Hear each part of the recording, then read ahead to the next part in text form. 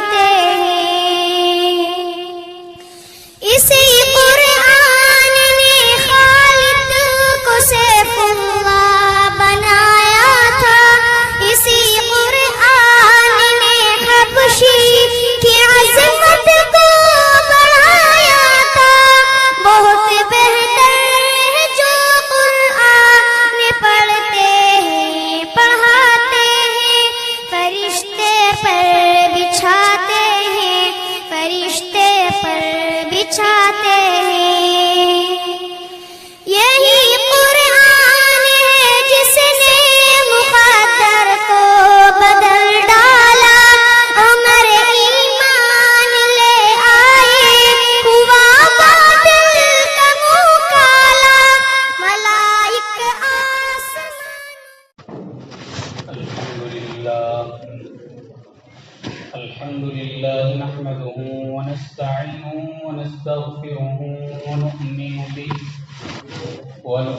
به ونتوكل عليه ونعوذ بالله من شرور أنفسنا ومن سيئات أعمالنا. من يهده الله فلا مضل له ومن يضلله فلا هادي له. ونشهد أن لا إله إلا الله وحده لا شريك له. ونشهد أن سيدنا وسندنا ومولانا محمدا عبده ورسوله صلى الله عليه وعلى آله وأصحابه وبارك وسلم تسليما كثيرا. أما بعد فقد قال الله تبارك وتعالى في القرآن المجيد: أعوذ بالله من الشيطان الرجيم. بسم الله الرحمن الرحيم.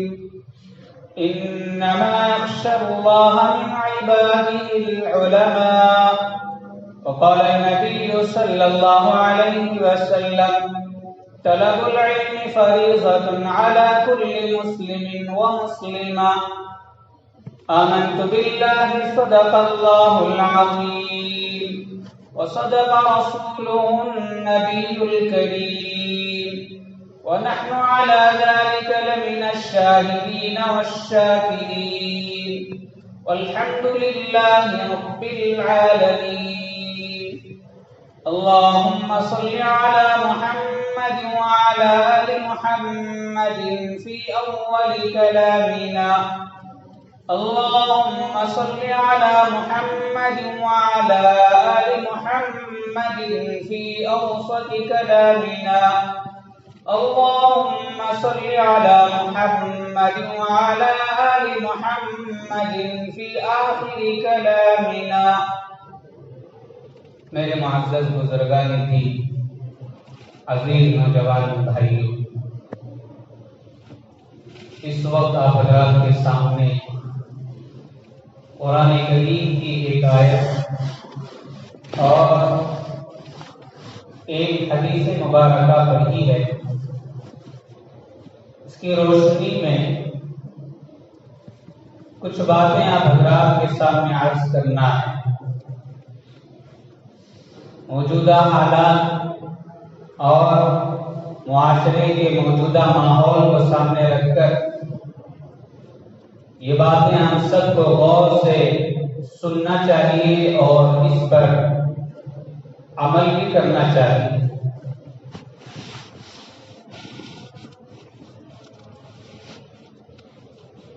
معاشرہ اور سماج جس کے اندر ہم زندگی گزارتے ہیں، چند افراد، چند قبیلوں کے اور مختلف ذہنیت رکھنے والوں انسانوں کے ملنے سے ایک معاشرہ تیار ہوتا ہے جسے سوسائٹی کہتے ہیں، سماج کہتے ہیں.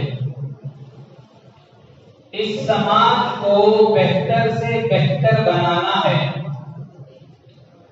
اس سماج کے اندر خوبیاں اگر لانا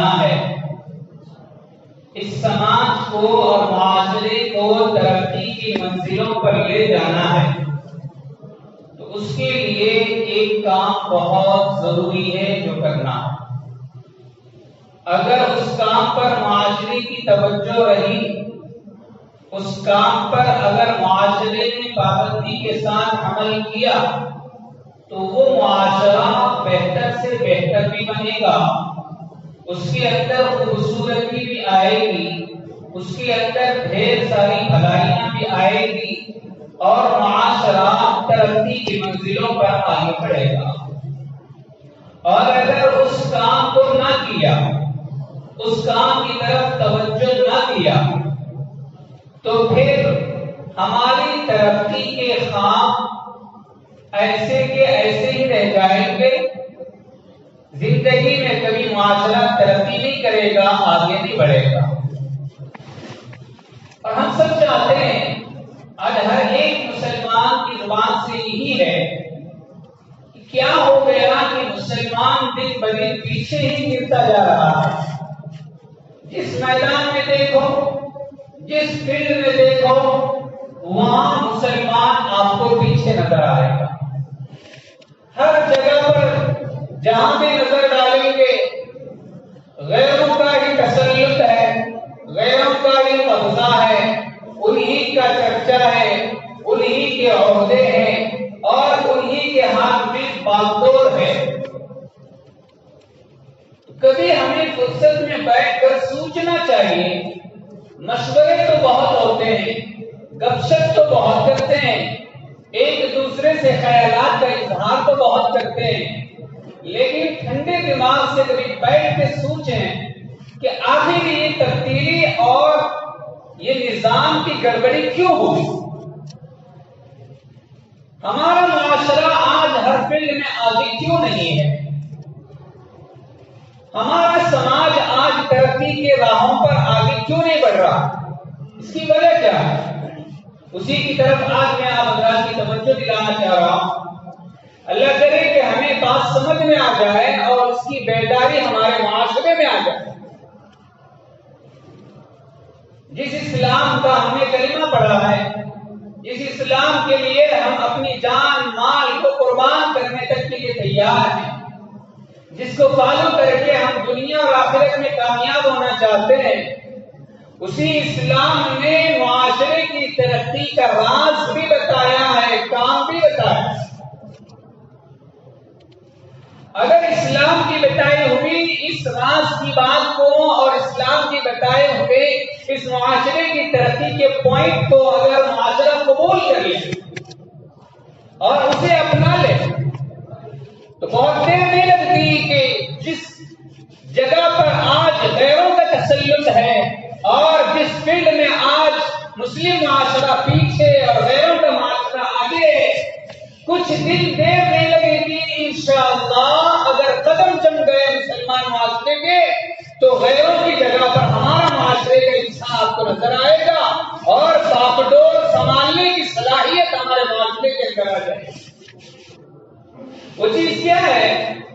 وہ ہے تعلیم، وہ ہے علم، وہ ہے ایجوکیشن۔ صرف مال کی بنیاد پر معاشرہ کبھی ترقی نہیں کرتا، مال کی بنیاد پر معاشرہ کبھی بھی ملک کی باغڈور کو اپنے ہاتھ میں نہیں لے سکتا، اگر یہ بھی لیا تو ڈھنگ سے چلا نہیں سکتا۔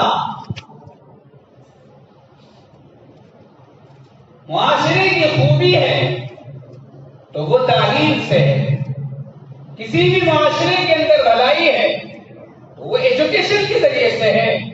بغیر ایجوکیشن کے، بغیر تعلیم کے، بغیر علم کے وہ معاشرہ ادھورا ہے اور وہ معاشرہ ناکامیاب ہے۔ ہماری سب سے بڑی ناکامیابی کی وجہ ایجوکیشن میں پیچھے رہنا، تعلیم میں مسلمان کا پیچھے ہونا۔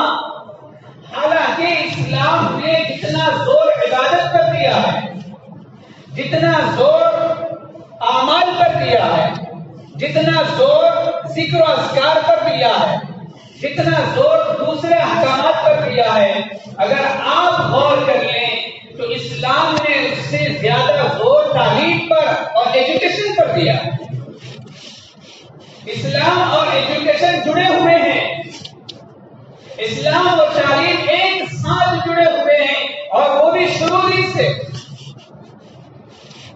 آپ نے نہیں سنا اسلام کی سب سے پہلی وحی جو جناب رسول اللہ صلی اللہ علیہ وسلم پر اتری اللہ تبارک و تعالیٰ کی طرف سے حضرت جبرائیل علیہ السلام کے ذریعے سے سب سے پہلے اسلام کی وحی. اس سے پہلے وحی نہیں اتری. اللہ کے نبی کو نبی بنایا گیا تو پہلی وحی جو اتر رہی ہے اس وحی کے اندر ایجوکیشن ہی کی تعلیم ہے. وہ پوری کی پوری وحی ایجوکیشن ہی سے بھری ہوئی ہے. غار حرا میں اللہ کے نبی صلی اللہ علیہ وسلم تشریف فرما ہے. نبوت ملنے سے پہلے اللہ کے نبی کا معمول تھا روزانہ اللہ کے نبی صبح توشہ ساتھ لے کر کے غار حرا میں جا کر کے بیٹھتے تھے اور شام تک وہی بیٹھ کر شام میں پھر واپس گھر تشریف لایا کرتے. معمول کے مطابق ایک دن اللہ کے نبی صلی اللہ علیہ وسلم صبح توشہ لے کر کے غار حرا گئے. غار میں بیٹھ کر اپنا جو کچھ معمول تھا اس کو کرتے ہوئے بیٹھے ہیں. اچانک جبرائیل علیہ السلام اپنی اصلی شکل میں آ گئے. اور جبرائیل ایسا فرشتہ ہے جس کے دو پر اگر کھل جائے تو مشرق اور مغرب کو اپنے اندر لے لے. اتنا بڑا فرشتہ اللہ کے نبی صلی اللہ علیہ وسلم کے پاس جب پہلی مرتبہ تشریف لائے تو اللہ کے نبی صلی اللہ علیہ وسلم کو تھوڑی سی گھبراہٹ ہو گئی کہ ایک اور کبھی دیکھا نہیں ہے.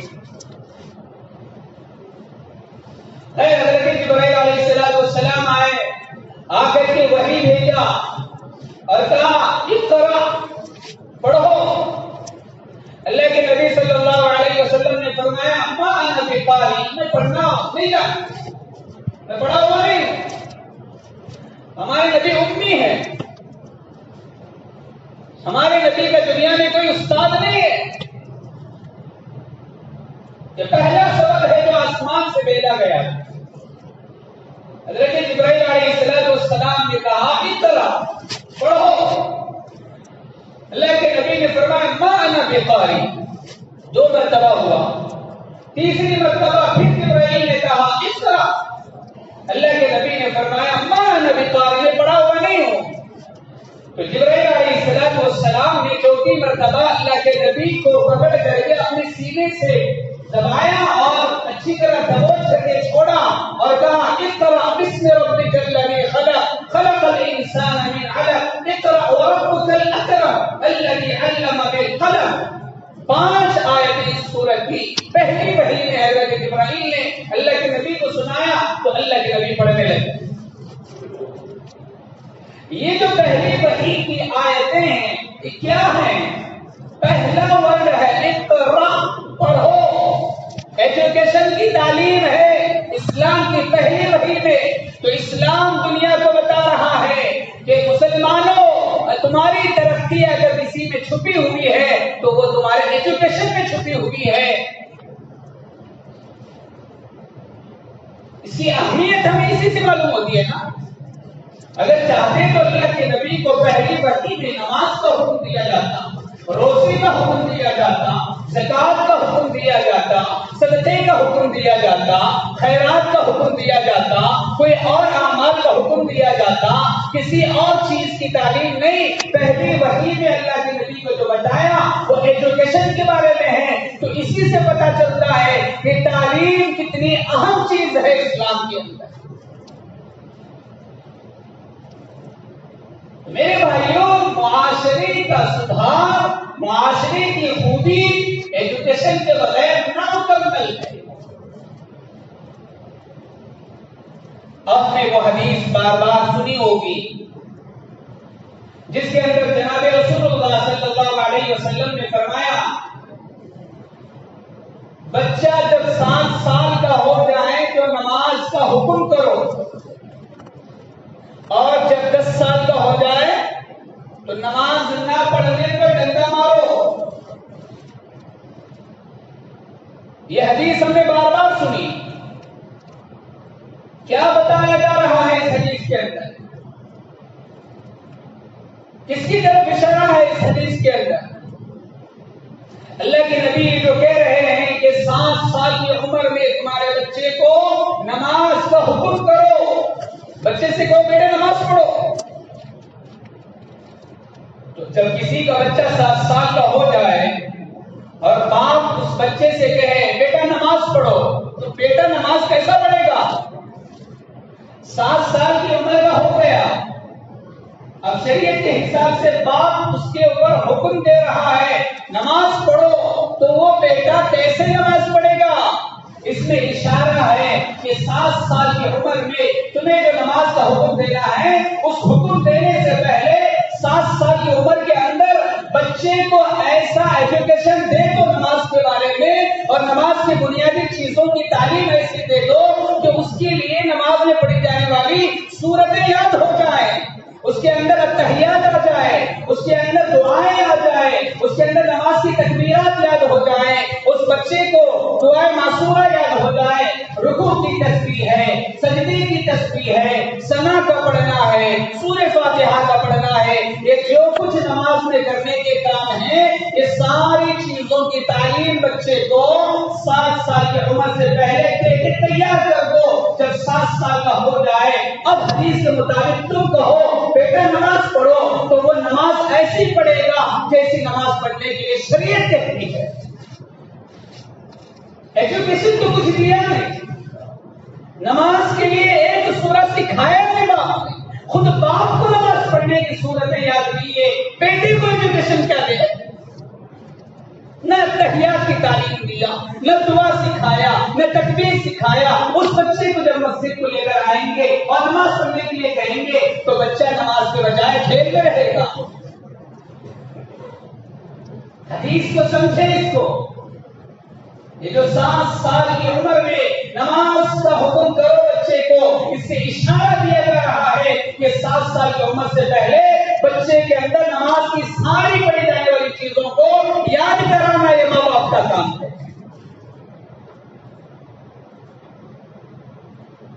آج کیا حال ہے بچوں کا؟ 7 سال کے نہیں, 18-20 سال کی عمر کے ہو جاتے ہیں, تب بھی نماز کی صورتیں یاد نہیں ہے, کلمات تک صحیح نہیں ہے نوجوانوں کے. یہ خرابی ایجوکیشن کی نہ ہونے کی وجہ سے. تو پہلی بات اس حدیث میں یہ بات سمجھائی گئی ہے کہ 7 سال سے پہلے آپ اپنے بچوں کو ایسے اسٹڈی کراؤ ان کو, اور بیسک ایجوکیشن ایسی دے دو کہ 7 سال کی عمر میں وہ کسی کو دیکھے بغیر خود سے رکعت باندھنے والا ہو جائے, خود سے ثنا پڑھنے والا ہو جائے, خود سے سورہ فاتحہ سورہ, رکوع کی تسبیح, سجدے کی تسبیح, التحیات ہے, دعائیں معصورہ ہے, سلام پھیر لینے کا طریقہ ہے. جب یہ ساری چیزیں آ گئی, اب آپ کا بچہ 7 سال کی عمر میں نمازی بن گئے. تو نماز کا حکم دینے میں اشارہ ایجوکیشن کی طرف ہے. جب یہ کام آپ نے کر لیا, بیسک ایجوکیشن آپ کے بچے کے اندر آ گیا اسلام کا, اب شریعت دوسری بات کہتی ہے 10 سال کی عمر کا ہو جائے تو نماز نہ پڑھنے پر ڈنڈا مارو. کیا اشارہ ہے اس کے اندر؟ اس کے اندر یہ سمجھایا جا رہا ہے کہ بچہ آپ کا 10 سال کا ہو گیا, نماز کا وقت ہے, اذان ہو چکی ہے, اب آپ بچے کو دیکھنا نماز پڑھ رہا ہے یا نہیں پڑھ رہا ہے. اگر نماز نہ پڑھے تو ڈنڈا مارو. کیوں؟ تاکہ آپ کے ڈنڈا مارنے سے اسے یہ سمجھ آ جائے کہ دنیا میں آزادی کی زندگی نہیں چلتی, یہاں کچھ کرنا پڑتا ہے, یہاں کچھ بچنے کے کاموں سے بچنا بھی پڑتا ہے. کرنے کے کام کو نہ کریں تو پٹائی ہے, اور نہ کرنے کے کاموں کو کریں گے تو وہاں بھی سزا ہے. اس کی ذہن کی تربیت ہو رہی ہے, روک ٹوک کے ذریعے سے اس کا ذہن جو آزاد ہے, مجھے دنیا میں کوئی پوچھنے والا نہیں ہے، مجھے دنیا میں کوئی بولنے والا نہیں ہے، یہ اس کا ذہن ختم ہو جائے گا. اب وہ اس کے ذہن کے اندر آزادی ختم ہو کر کے پابندی آ جائے گی. ایک بار باپ کا ڈنڈا لگے گا تو ذہن میں اس کے بیٹھ جائے گا کہ ہاں نماز نہ پڑھنے پر سزا رکھی ہوئی ہے. اب وہ نماز کا پابند ہو جائے گا. صرف نماز کا نہیں، باقی ساری چیزوں میں اب اس کا ذہن کھل جائے گا اور اس کے ذہن کے اندر یہ ساری چیزیں آ جائیں گی کہ مجھے دنیا کے اندر اب آزاد بن کر کی زندگی گزارنا نہیں ہے، بلکہ مجھے کچھ تربیت والی زندگی ہے اور کچھ پابندی والی زندگی ہے. یہ اشارہ ہے حدیث کے اندر. جب 10 سال کی عمر میں آپ کا بچہ نمازی بھی ہو گیا اور آپ کا بچہ آزاد ذہن سے نکل کر پابندی والا ذہن کا ہو گیا اور بیسک ایجوکیشن آپ کے بچے کے اندر آ گیا اور اسلام کی بنیادی چیزیں آپ کے بچے کے اندر آ گئی، اس کے بعد بچہ ہوگا آگے بڑھتے بڑھتے 15 سال کا. 15 سال کی عمر تو بچے کے مکلف بننے کی عمر ہے. اب باپ ڈنڈا نہ مارے تو آخرت میں ڈنڈا پڑے گا اس کے لیے. بالغ ہو گیا 15 سال میں. اب اسلام کہتا ہے کہ یہ انسان 15 سال کی عمر میں بالغ ہو گیا تو اب اس کے اوپر نماز فرض، روزہ فرض، دیگر عبادات فرض. اب یہ فرائض جو نماز 15 سال کی عمر میں فرض ہو گئی، اب یہ نماز کے مسائل کا سیکھنا بھی اس کے اوپر فرض ہو گیا. رمضان کا روزہ رکھنا فرض ہے تو روزے کے مسائل کا سیکھنا فرض ہے. اچھی طرح یاد رکھ لیں، شریعت کے جو اعمال فرض ہیں ان اعمال کے مسائل کا سیکھنا بھی مسلمان پر فرض ہے، چھٹی نہیں. یہ جو زندگی کو ایسے ہی ڈھکل کے آگے لے جا رہے ہیں، نہ نماز کے مسائل ہیں، نہ روزے کے مسائل ہیں اور نہ اعمال کے مسائل ہیں، بس چل رہے ہیں اعمال بغیر مسائل کے. بغیر مسائل کے اعمال درست ہی نہیں ہوتے. اس طریقے سے ترتیب وار بچے کو ایجوکیشن پر لانا ہے. جب آپ کا 15 سال کا بچہ یہ ساری چیزوں سے سیکھنے والا ہو جائے گا، اس کے بعد اب اس کے سامنے دوسرے راستے ہیں. اس کے لیے عالم بننا فرض نہیں ہے، اس کے لیے حافظ بننا فرض نہیں ہے. اب آپ نے بنیادی چیزیں اور بیسک ایجوکیشن آپ کے بچے کو دے دیا، آپ کے بچے کا ذہن اسلامی ذہن بنا دیا، آپ کے بچے کو نماز کا شوق دلا دیا، آپ کے بچوں کو سورہ یاد دلا دیا، آپ کے بچے کو تحیات یاد دلا دیا، آپ کے بچے کو اللہ کی تعریف یاد دلا دیا، آپ کے بچے کو قرآن کے بارے میں بتایا، حدیث کے بارے میں بتایا، حدیث کے بارے میں بتایا، جنت کے بارے میں بتایا، دوزخ کے بارے میں بتایا، قبر کے عذاب کے بارے میں بتایا. یہ سارے اسلام کی بیسک ایجوکیشن آپ کے بچے کے میموری میں فٹ ہو گئی تو آپ کو گھبرانے کی ضرورت نہیں ہے. آپ کا بچہ کسی گمراہی کے راستے پر نہیں پڑے گا. 15 سال کے اندر بچے کا یہ سارا کام کرنا اس کے ماں باپ کی ذمہ داری ہے. اتنا کام ہونے کے بعد اب آپ جس فیلڈ میں چاہے بچے کو ڈالو، جو کورس کرانا ہے کراؤ. پھر آپ کا بچہ مسلمان کا بچہ بن کر کے دنیا میں زندگی گزارے گا. جس فیلڈ میں جائے گا اسلام کی دعوت لے کر کے جائے گا. ضروری نہیں ہے ہر بچے کو مسجد کا امام بن کے بیٹھا رہے. دنیا کے بہت سارے فیلڈ ہیں جہاں جا کر یہ کام کرنا ہے. آپ جس فیلڈ میں بھی جاؤ، آپ کے بچے کا ایجوکیشن اگر صحیح ہے تو وہ بچہ آپ کا جیب کمانے والا اور پیٹ پالنے کی نیت سے نہیں، امت کی خاطر اور انسانیت کی خدمت کی خاطر کام کرے گا اور اس کے انسانیت کے کام کو دیکھ کر ہو سکتا ہے خیر اسلام میں داخل ہو جائے. تو کتنا بڑا کام ہے، ایجوکیشن کا کتنا بڑا اثر ہے معاشرے پر. آج ہمارا حال کیا ہو گیا ایجوکیشن کے بارے میں. حضرت عمر فاروق رضی اللہ تعالی عنہ کا دور ہے. اندازہ لگاؤ اسلام نے کیسا نظام بنایا ہے معاشرے کو سدھارنے کے لیے. وہ نظام ہمارے اندر آنا چاہیے. اگر تمہارے فاروق رضی اللہ تعالی عنہ خلیفہ ثانی ہے, خلافت کا دور چل رہا ہے, اب خلیفے کی ذمہ داری ہے عوام کی دیکھ بھال کرنا, ان کی نگرانی کرنا. کس چیز کی نگرانی؟ کوئی کھایا نہیں کھایا, کوئی سو رہا ہے نہیں سو رہا ہے, کوئی کیا کر رہا ہے نہیں. حضرت عمر فاروق رضی اللہ تعالی عنہ نے ایک کمیٹی بنائی اور ایک جماعت کو تشکیل دیا جن کا کام یہ تھا کہ عرب کے قبیلوں کا چکر لگاتے تھے اور ہر گھر کے پاس جا کر کے یہ معلوم کرتے تھے گھر کے ہر فرد کو اسلام کی بنیادی چیزوں کا علم ہے یا نہیں ہے. اگر ہے تو چھوڑ دیا جاتا, اگر اسلامی بنیادی چیزوں کا علم نہیں ہے, اسلام کی حضرت عمر فاروق رضی اللہ تعالیٰ عنہ کی طرف سے سزا کا آرڈر ملتا, باقاعدہ سزا دی جاتی. مسلمان کا گھر ہے, کتنے افراد ہیں؟ 5 افراد ہیں. 5 افرادوں کو قرآن پڑھنے آتا ہے دیکھ کر؟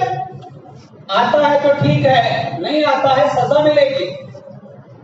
5 افراد ہیں, نماز پڑھنا آتا ہے تو ٹھیک ہے, خیریت ہے, اگر نہیں آتا سزا ملے گی. ایسے ہی نہیں چلایا خلافت حضرت عمر فاروق نے, ایسی تربیت کی ہے معاشرے کی, تب جا کر کے معاشرہ بنا ہے. باقاعدہ امیر المؤمنین کی طرف سے یہ آرڈر تھا اور گورنروں کو یہ خط لکھ کر کے بھیجا کرتے تھے کہ اسلام کی بنیادی چیزوں کا علم رکھنا معاشرے کے ہر فرد پر لازم. معاشرے کا کوئی فرد جاہل نہیں رہے گا, ان پڑھ نہیں رہے گا, بغیر نماز کا سیکھے ہوئے نہیں رہے گا, بغیر قرآن کو پڑھنا سیکھے ہوئے معاشرے میں ایک فرد بھی نہیں رہے گا. اللہ کے بارے میں, نبی کے بارے میں, جنت کے بارے میں, دوزخ کے بارے میں, قبر کے بارے میں, جتنے بیسکلی اسلام کی چیزیں ہیں, ان ساری چیزوں کا ایجوکیشن معاشرے کے ہر فرد تک ہونا ضروری ہے. اگر نہیں ہوگا ڈنڈا مارا جائے گا. یہ ہے خلافت عمر کا دور. جیسے آرڈر ہے نا, حکومت کا آرڈر ہے. کیا آرڈر ہے بھائی؟ شہر میں اگر گاڑی میں گھومنا ہے ماسک لگا کے گھومو. گورنمنٹ کا آرڈر ہے. ٹریفک پولیس آپ کو پکڑ لے گی, کہاں ہے ماسک؟ نہیں ہے صاحب, بھول کے آ گیا, نکالو جرمانہ, 250 روپئے کی فیس کاٹو. کیوں کاٹے فیس؟ تم نے ہمارے حکومت کے قانون کی خلاف ورزی کی ہے. ہمارے گورنمنٹ کا جو آرڈر تھا اسے فالو نہیں کیا, اس لیے 250 کا آپ کی فیس کاٹی جا رہی ہے, جرمانہ لگایا جا رہا ہے.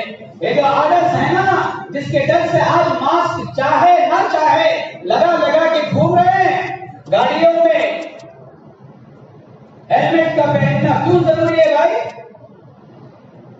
حکومت کا قانون ہے, پہننا پڑے گا, نہیں پہننے کا سزا ملے گی. تو بھائیوں یہ حال حضرت عمر فاروق رضی اللہ تعالیٰ عنہ کے دور میں ایجوکیشن کے بارے میں تھا. باقاعدہ یہاں تک کہ حضرت عمر فاروق رضی اللہ تعالیٰ عنہ نے یہ آرڈر نافذ کر دیا تھا کہ ہر مسلمان کے بچے کو بھی 6 سورتیں کم سے کم یاد ہونا ضروری ہے. حدیث میں ہے حضرت عمر فاروق نے لازم کر دیا تھا کہ 6 سورے ہر مسلمان بچے کو, چاہے عورت ہو, مرد ہو, بڑا ہو, چھوٹا ہو, 6 سورتیں زبانی یاد ہونا ضروری. 2 فجر کی نماز کے لیے, 2 مغرب کی نماز کے لیے, 2 عشاء کی فرض نماز کے لیے. اسے پڑھنا تو آتا ہے. نماز تو صرف کھڑے ہونے کا نام نہیں ہے نا, قرآن کی تلاوت فرض ہے نماز میں, بغیر اس کی نماز ہی نہیں ہوتی. تو یہ ہے سسٹم اسلام کے اندر ایجوکیشن کے بارے میں. آج ہمارا معاشرہ ایجوکیشن سے پیچھے ہو گیا، جس کی وجہ سے ہر چیز میں، ہر فیلڈ میں مسلمان پیچھے ہی ہوتا چلا گیا۔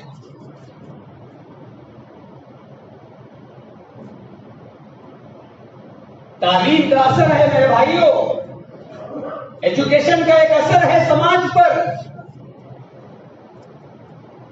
جیسے کھانے کا ایک اثر ہے۔ جب بھوکا انسان کھائے گا تو اس کے جسم میں طاقت آئے گی، جب بھوکا انسان کے پیٹ میں کھانا جائے گا پھر وہ آرام سے چلنے پھرنے والا ہوگا، پھر اس کا کام صحیح رہے گا۔ اگر اس کے پیٹ میں کھانا نہ پڑے تو بھوکا انسان نہ صحیح سے چل سکتا ہے، نہ صحیح سے کام کر سکتا ہے، نہ کوئی اور چیز کر سکتا ہے۔ اسی طریقے سے یہ معاشرے کے اندر جو ایجوکیشن کی بھوک ہے، اگر اس کو مٹائیں گے تو پھر یہ معاشرہ صحیح سے چلے گا۔ اگر ایجوکیشن کی بھوک نہ مٹائی گئی تو پھر یہ معاشرہ بھوکے انسان کی طرح بستر پر ہی پڑا رہے گا۔ ایجوکیشن کا ایک اثر ہے۔ کیوں؟ اس لیے کہ ایجوکیشن کے ذریعے سے خیالات صحیح ہوتے ہیں۔ انسان جیسی تعلیم حاصل کرے گا ویسے خیالات لے کر کے دنیا میں زندگی گزارے گا۔ خیالات اگر صحیح ہے تو پھر اس کے کام بھی صحیح ہوتے ہیں، اگر خیالات غلط ہو گئے تو پھر اس کے کام بھی ہونے والے غلط ہوں گے۔ جن بچوں کو ایجوکیشن دی جا رہی ہے، آج وہ بچے 5 سال کے ہیں، 10 سال کے ہیں، ایسے ہی بچے تو اسکولوں میں جا رہے ہیں نا۔ اب اپنے چھوٹے عمر کے بچوں کو جو آپ ایجوکیشن دے رہے ہیں، یہ تعلیم حاصل کرنے والے بچے کالجوں میں، اسکولوں میں، مسجدوں کے مکتبوں میں آ کر یہ جو ایجوکیشن حاصل کر رہے ہیں نا، یہ ایجوکیشن حاصل کرنے والے بچے آج چھوٹے ہیں، کم سے کم 20 سال کے بعد یہی بچے معاشرے کے ریڑھ کی ہڈی بننے والے ہیں، نہیں بننے والے۔ تو 20 سال کے بعد اگر معاشرے کو سدھارنا ہے، ابھی سے اپنے بچوں کو صحیح پٹری پہ لگا لو، 20 سال کے بعد یہ کھڑا ہوگا، پھر خدا چاہے تو اس کے ہاتھ میں باغڈور آئے گی معاشرے کی، اپنے محلے کا کونسلر بنے کم سے کم۔ اگر اچھا ایجوکیشن والا کونسلر بن گیا آپ کے محلے کا، اس کا ذہن اسلامی ذہن ہے، اس کا ذہن خدمت کا ذہن ہے، اس کے اخلاق صحیح ہے، اس کے اوصاف صحیح ہے، اس کی نماز صحیح ہے، اس کے اندر تقویٰ ہے، اس کے اندر طہارت ہے، وہ اللہ سے ڈرتا ہے، وہ قبر سے ڈرتا ہے، وہ جہنم سے ڈرتا ہے، وہ برے کاموں سے ڈرتا ہے۔ ایسا اگر آپ کا 20 سال کے بعد محلے کا کونسلر اگر کھڑا ہو جائے گا، مجھے بتاؤ اس محلے پر کیا اثر پڑے گا؟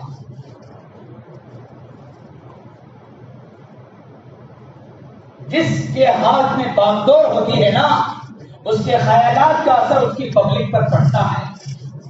جیسے خیالات والا کونسلر بنے گا، جیسے خیالات والا پی ایم بنے گا، جیسے خیالات والا ایم ایل اے بنے گا، پبلک پر اسی کے اثرات پڑیں گے، اور وہ کونسلر، وہ ایم ایل اے، وہ پی اے اپنے پبلک پر اپنی ہی نظریات کو تھوپنے کی کوشش کرے گا۔ اگر صحیح نظریات والا ہے، صحیح خیالات لائے گا، صحیح نظریات لائے گا، صحیح عقائد لائے گا، خدمت کا جذبہ ہے، خدمت کرے گا، لوٹنے کا جذبہ ہے، لوٹ کے رہے گا۔ سارا دار و مدار ایجوکیشن پر ہے۔ پہلی سیڑھی ہے، معاشرے کو سدھارنا ہے، یہ پہلی سیڑھی والا کام کر لیں۔ تعلیم ہے، تعلیم ہے، تعلیم ہے، جس کے بغیر کوئی چارہ نہیں ہے۔ کہیں پر بھی آپ کو کچھ مقام نہیں ملتا بغیر ایجوکیشن کے۔ کچھ آگے بڑھنا ہے، ترقی کرنا ہے، معاشرے کو سدھارنا ہے، معاشرے کو اچھا بنانا ہے، اپنے اولاد کو ایجوکیشن پہ لے کے آؤ۔ اب سوال پیدا ہوگا، مولوی صاحب ایجوکیشن کب سے ہی بول رہی ہے اس وجہ سے، اب کیا مولوی صاحب ایجوکیشن بولے تو خالی قرآن کی رہے گی نا؟ اسکول آپ تو مانتے نہیں مولوی صاحب، خالی تشکیل کرے تو مدرسے کی، قرآن کی، مکتبہ کی، ٹوپی پہننے کی، جبے پہننے کی، میں بھی حافظ ہوں، تمہارے بچے کو بھی حافظ بناؤ، ایک نہ بولتی نہیں، آپ کا خیال غلط ہے ہمارے بارے میں، آپ نے اپنے خیال کو سمیٹ لیا۔ اسلام نے کہا علم حاصل کرو، کون سا علم؟ دین کا، دنیا کا، یہ فرق ہم نے نہیں کیا ہے، اچھی طرح یاد رکھ لیں، اسلام نے علم میں دین اور دنیا کا فرق ہی نہیں کیا۔ آپ کو جو ضروری ہے وہ حاصل کرو، دنیا کا ہے دنیا کا حاصل کرو، دین کا ہے دین کا حاصل کرو، بہرحال ایجوکیشن والے بنو۔ فرق ہم نے نہیں کیا دین اور دنیا کا۔ اسلام نے صرف ایک فرق رکھا ہے، وہ ہے نفع نقصان۔ ایسا علم حاصل کرو جو تمہیں نفع دے، چاہے دنیا میں آخرت، تمہاری روحانیت کو نفع ملنا ہے، جس علم کے ذریعے سے تمہارے اخلاق اچھے ہو، جس علم کے ذریعے سے تمہارے صفات اچھے ہو، جس علم کے ذریعے سے تمہارے عادات اچھے ہو، جس علم کے ذریعے سے تمہارا اٹھنا بیٹھنا اچھا ہو، جس علم کے ذریعے سے تمہارا معاشرہ اچھا ہو، جس علم کے ذریعے سے تمہارا سماج اچھا ہو، جس علم کے ذریعے سے تمہاری روحانیت میں اچھائی آئے، یہ سارا علم حاصل کرو۔ دین اور دنیا کا کوئی فرق نہیں ہے، نفع اور نقصان کا فرق ہے، اور ہر اس علم سے بچو جس علم کے حاصل کرنے سے آپ کی روحانیت خراب ہو سکتی ہے، آپ کے اخلاق خراب ہو سکتے ہیں، آپ کے عادات خراب ہو سکتے ہیں، آپ کا رشتہ اپنے خدا سے کٹ سکتا ہے، آپ کا رشتہ اپنے آخرت سے کٹ سکتا ہے، آپ کا رشتہ سنتوں سے کٹ سکتا ہے۔ یہ سارے علم سے اپنے آپ کو بچاؤ۔ فرق اسلام نے نفع اور نقصان کا رکھا ہے، فرق اسلام نے دین اور دنیا کا نہیں رکھا۔ تو میرے بھائیوں، یہاں سے یہ بات سمجھ میں آتی ہے کہ ہر ایک مسلمان بچے کو حافظ بننا، عالم بننا ضروری نہیں ہے۔ بنیادی بیسک اسلام کا سکھا دیا، اس کے بعد آپ چاہے اسے انجینئر بناؤ، آپ چاہے اسے ڈاکٹر بناؤ، آپ چاہے اسے لائر بناؤ، آپ چاہے اسے پروفیسر بناؤ، آپ چاہے اسے سائنسدان بناؤ، آپ چاہے اسے سیاستدان بناؤ، آپ چاہے اسے کورٹ کا جج بناؤ، کون روک رہا ہے؟ اسلام پھیلا ہوا مذہب ہے۔ اسلام نے مسلمان اپنے ماننے والے کو کبھی سکڑ کر کے نہیں رکھا۔ بدنام کرتے ہیں کچھ لوگ، اسلام میں سکڑا ہوا ہے۔ اسلام مسلمانوں کو پابند کرتا ہے، جہاں پابندی کی ضرورت پڑے گی وہاں پابند کرے گا، جہاں کھولنے کی ضرورت پڑے گی وہاں آپ کے میدانوں کو، آپ کے راستوں کو کھول کے رکھے گا۔ سمجھے تو پتا چلے گا نا اسلام کیا ہے۔ ہر فیلڈ میں ضرورت ہے ایجوکیشن حاصل کرنے کی، جس فیلڈ میں بھی چاہو آپ، جس جگہ بھی جاؤ، ہاسپٹلوں کے چکر لگا لو، کتنا بڑا کام ہے ہاسپٹلوں میں علاج کرانے کا۔ آپ کو ہمارا مسلمان معاشرے کا کتنے افراد ملیں گے؟ کورٹ میں چلے جاؤ، لائرز آپ کو کتنے ملیں گے؟ جج آپ کو کتنے ملیں گے؟ اسکولوں اور کالجوں یونیورسٹیوں میں چلے جاؤ، ہمارا مسلمان معاشرے کے پروفیسر کتنے ملیں گے؟ پولیس ڈپارٹمنٹ میں چلے جاؤ، کتنے ملیں گے؟ بھائیو، ہر فیلڈ میں مسلمان کا اچھا ایجوکیشن والا افراد کا کھڑا ہونا ضروری ہے۔ اگر ہوگا معاشرہ صحیح بنے گا۔ حضرات صحابہ رضی اللہ تعالیٰ مجمعین نے صرف مسجد اور ممبر سنبھالنے والے صحابہ نہیں تھے۔ صحابہ میں کچھ صحابہ وہ تھے جو قاضی کے عہدے پر بیٹھ کر نکاح کے، خلا کے مسائل اور حل کر کے دیا کرتے تھے۔ کچھ صحابہ وہ تھے جو تجارت اور بزنس کرنے والوں کو بزنس کے مسائل بتایا کرتے تھے۔ کچھ صحابہ وہ تھے جو سیاست کے میدان میں تھے، اور ایسے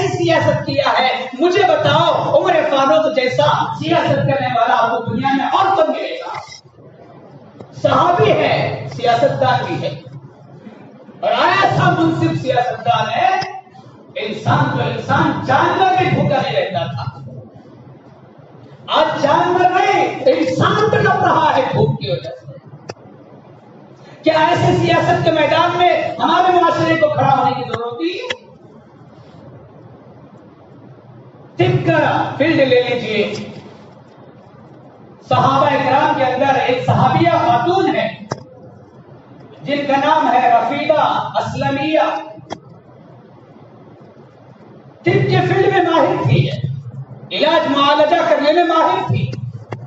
جب صحابہ جنگ میں جایا کرتے تھے تو جنگ کے اندر کچھ صحابہ شہید ہو جایا کرتے اور کچھ صحابہ وہ تھے جن کو بڑے بڑے زخم لگا کرتے تھے، جن کا پیر کٹا ہوا ہے، کسی کا ہاتھ کٹا ہوا ہے، کسی کے زخم لگا ہوا ہے. اب یہ سارے زخموں کا علاج کون کرے؟ مولوی صاحب کریں گے؟ مفتی صاحب کریں گے؟ کون کرے گا؟ جو اس فیلڈ کے اندر مہارت رکھتا ہے، یعنی ڈاکٹر. یہ ڈاکٹر بھی صحابہ کے اندر تھے. یہ رفیدہ اسلمیہ جو صحابیہ کا نام بتا رہا ہوں یہ مشہور تھی اور ان کی کلینک بھی مشہور تھی مدینے کے اندر. ان کا کام ہی تھا جن کے میدان میں جو صحابہ زخمی ہو کے آیا کرتے تھے ان زخموں پر مرہم لگانا، پٹی باندھنا. یہ حضرت رفیدہ اسلمیہ صحابیہ کا کام تھا. کیا اس سے پتہ نہیں چلتا کہ یہ فیلڈ میں بھی ہم کو رہنا ہے؟ تو بھائیو، خلاصہ میری آج کی باتوں کا یہی ہے کہ آج ہم نے اپنے معاشرے میں ایجوکیشن سے بے توجہ اختیار کری. ارے یہ یورپ اور امریکہ جو اس وقت میں ترقی کی منزلوں پر نظر آ رہے ہیں اور جن کے ہاتھ میں پاور ہے، جن کے ہاتھ میں ہتھیار ہے اور جن کے ہاتھ میں بڑے بڑے ملک باغدور ہے، یہ سب کچھ بعد میں ترقی کیے ہیں. یہ یورپ اور امریکہ نے جو ترقی کی ہے اس سے پہلے مسلمان ترقی پر تھے. مسلمانوں کے اندلسی تمدن اور اندلسی مسلمانوں کے علم کو لے کر کے یورپ اور امریکہ نے اسٹڈی کیا اور انہوں نے ترقی کیا. ورنہ اندلس کی تاریخ اٹھا کر دیکھیں، کیسے کیسے ماہرین، کیسے کیسے کارنامے انجام دینے والے علماء، اطباء، بڑے بڑے سائنسدان گزرے ہیں. یہ سب کچھ انہوں نے اسلام سے لیا ہے، مسلمانوں کے اندلسی تمدن سے لیا ہے. ایک زمانہ تھا اندلس کے اندر اسلام کا چرچا تھا اور اس کی وجہ سے ساری دنیا پر اسلام کا غلبہ تھا. اسلام کی تہذیب تھی، اسلام کی تعلیم تھی، اسلام کی پہچان تھی اور اسلام کا ایجوکیشن کا چرچا تھا. 16ویں صدی عیسوی میں یورپ اور امریکہ نے مل کر کے اندلس کے مسلمانوں سے علم کے اصولوں کو لیا اور ان اصولوں کو اسٹڈی کر کے اس کے اوپر محنت کر کے انہوں نے ترقی کرنا شروع کیا. افسوس جس سال 16ویں صدی عیسوی میں اندلسی تمدن سے نکل کر یہ تعلیم اور ایجوکیشن یورپ اور امریکہ کے لوگوں میں آ گئی تو وہاں سے مسلمانوں کی تنزلی اور گراوٹ شروع ہو گئی. آج تک گر رہے اور وہ لوگ آج ہمارے استاد بن کر کے بیٹھے ہوئے. وہ جو کہیں گے وہ پڑھانا پڑے گا، وہ جو کہیں گے وہ سیکھنا پڑے گا. تو معاشرے کی سدھار ایجوکیشن کے ذریعے سے ہے. 2 دن پہلے دارالعلوم دیوبند کے مایہ ناز استاد، ہر انسان جانتا ہے، ہر مسلمان جانتا ہے، بچہ بچہ ان کے نام سے، ان کے کارناموں سے واقف ہے. حضرت مولانا سید ارشد مدنی صاحب دامت برکاتہ ایک بڑے خاندان اور بڑے اونچے مقام و مرتبے سے تعلق رکھنے والے ہیں. ان کا اخبار میں بیان 2 دن پہلے آیا. حضرت نے کہا اے لوگوں، اپنے بچوں کا ایجوکیشن دلانے کی اتنی کوشش کرو کہ اگر اس میں تمہارے پیٹ پر پتھر بھی باندھ کر کے اپنے بچوں کو پڑھانے کی نوبت آئے، اپنے پیٹ پر پتھر باندھو اور اپنے بچوں کو ایجوکیشن دینے کی کوشش کرو. اس کے بعد معاشرہ سدھرتا نہیں ہے. اس لیے میرے بھائیوں، آج آپ کو محلے محلے میں 50 نہیں 100 بچے ایسے ملیں گے جن کا صبح سے لے کر شام تک کا وقت بیکار گھومنے میں گزر رہا ہے. کیا ان کے ماں باپ نہیں ہے گھروں کے اندر؟ کیا انہیں اپنے بچوں کی فکر نہیں ہے؟ لاک ڈاؤن ہوا، بیماری آئی اور ستیہ ناش ہو گیا ایجوکیشن کا.